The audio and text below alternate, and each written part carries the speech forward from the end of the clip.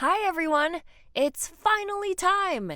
Now that we understand all the different pieces that make up the binomial theorem, we can finally put all those pieces together. Be sure to have your copy of Pascal's triangle handy. You're going to need it.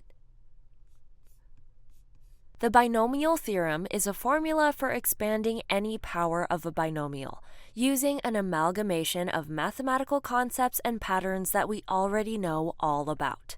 In fact, you've already used the binomial theorem multiple times, including in the warm-up. If you got this answer, then you actually used the binomial theorem before you even learned what it was. When a power of a binomial is expanded, it becomes multiple terms following a pattern, all added together. In other words, a series, which is why the binomial theorem starts with summation notation. The coefficients of each term in the series are based on combinations, where the number of options is the exponent on the binomial. These can be pulled straight from Pascal's triangle. As the series continues, b's exponent grows as a's exponent falls.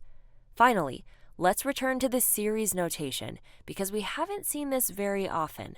A lower limit of r equals 0. Remember, all this means is that the first term will use 0 for all the r's, and then r will increase to 1 for the second term, and continue increasing until it reaches the upper limit. The binomial theorem is simply an instruction manual for a process you already know how to do.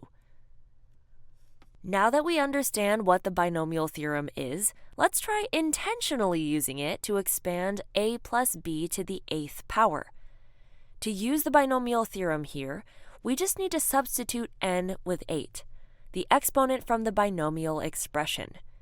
Now to expand this series.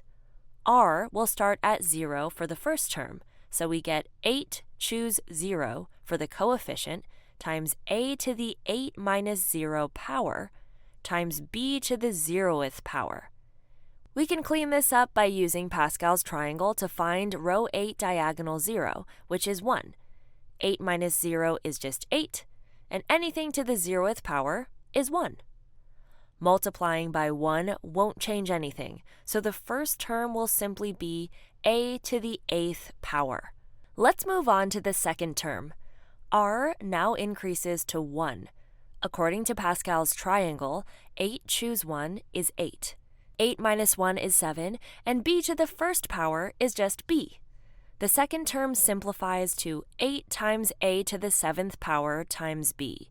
Do you think you've got the hang of it now? Pause and try to finish expanding this binomial on your own using the binomial theorem. Here's the fully expanded form of a plus b to the 8th power. Now, let's be honest, expanding this using the binomial theorem took a long time. Since we already know the binomial theorem is closely connected to Pascal's triangle, and we already have a copy of Pascal's triangle ready to be used as a reference, why not turn that information into a shortcut, just like we did in the previous lesson? We need a series of 8 terms being added together, each of which starts with a coefficient from row 8 of Pascal's triangle, followed by a with exponents that start at 8 and diminish to 0, and b with exponents starting at 0 and going up to 8. This method gets us the same result as previously, but in much less time, and we're still technically using the binomial theorem. We're just using pattern recognition to skip a few long, tedious steps. Still, keep the full form of the binomial theorem in the back of your mind. It will come in handy when we get to more difficult applications. Remember, the a and b are just general placeholders for something like this. Not only do we need to substitute the exponent for n, we also need to substitute the terms in the binomial for a and b. But Pascal's triangle still gives us a good place to start. First, we set it up as if it were just a plus b to the 4th power. Now, we need to replace a and b with the actual terms from the binomial. The first term in the binomial replaces a, and the binomial's second term takes the place of b. Now it's just a matter of simplification. Pause now and simplify each term in this expanded expression. Remember, when one exponent is raised to another, the two exponents will multiply, so x squared to the fourth power will simplify to x to the eighth power. Also, if one of the binomial terms has a coefficient, that coefficient will end up multiplying the first coefficient. In this term, the coefficients 4 and 3 multiply to make 12. Finally, remember to distribute exponents when necessary. Both the 3 and the y here need to be squared, becoming 9y squared. So the term will end up as 54x to the fourth y squared. Here's the final simplified form. Check your work and correct any mistakes if necessary. Once you get used to setting up expansions using Pascal's triangle, then replacing a and b, you can combine those steps into one. Set up the expansion with Pascal's triangle, replacing a and b with the terms from the binomial as you go. That way, you start out with this, and all you have to do from there is simplify. Now let's change things up. Instead of fully expanding this binomial expression, let's try to find one specific term. This is when the binomial theorem becomes much more helpful. Don't forget to treat this subtraction as addition of a negative. The second term in this binomial is negative 2y. Pause the video and try finding only the sixth term in this expansion.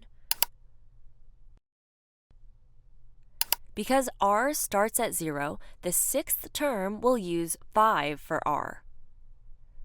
11 choose 5 is 462. 3x to the sixth power is 729 x to the sixth power. And negative 2y to the fifth power is negative 32 y to the fifth power. Finally, we can multiply the coefficients together. 462 times 729 times negative 32 comes out to negative 10,777,536 times x to the sixth, y to the fifth. And there we have it, the sixth term without finding any others. Let's try another one. Find the term containing y to the fourth power. Pause and try this now. Your first instinct might be to try the fifth term where r would be, but because the original y is squared, this term would actually contain y to the eighth power. But we've learned something here. In order to find the term with y to the fourth power, we need 8 minus r to be 2, which means we actually need the term where r is 6.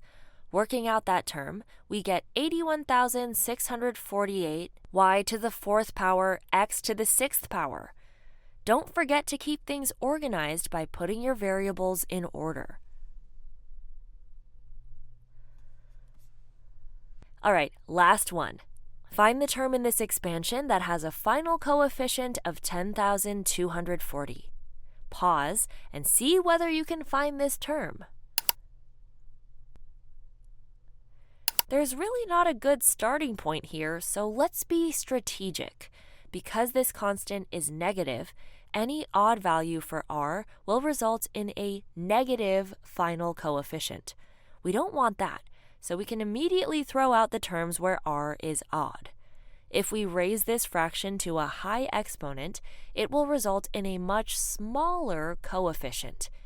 If we want a big coefficient like 10,240, we'll have better luck if we start with the highest possible value for r, in this case 4, since we already ruled out 5. This simplifies to 5 times 1/2 x times 4,096, and the term ends up being 10,240x. Hey, look at that! Our strategizing was successful. We found the correct term on the first try. Great work! Today, you've learned that the binomial theorem can be used to expand powers of a binomial no matter what terms are in them or what exponent they're being raised to, or even just to find one specific term in a binomial expansion. After you finish your guided notes, be sure to practice using the binomial theorem by completing the lesson activities and additional practice, and finish up this lesson by completing the online practice. In the next lesson, you'll review everything you've learned in this unit in preparation for the unit assessment. Good luck! Hey!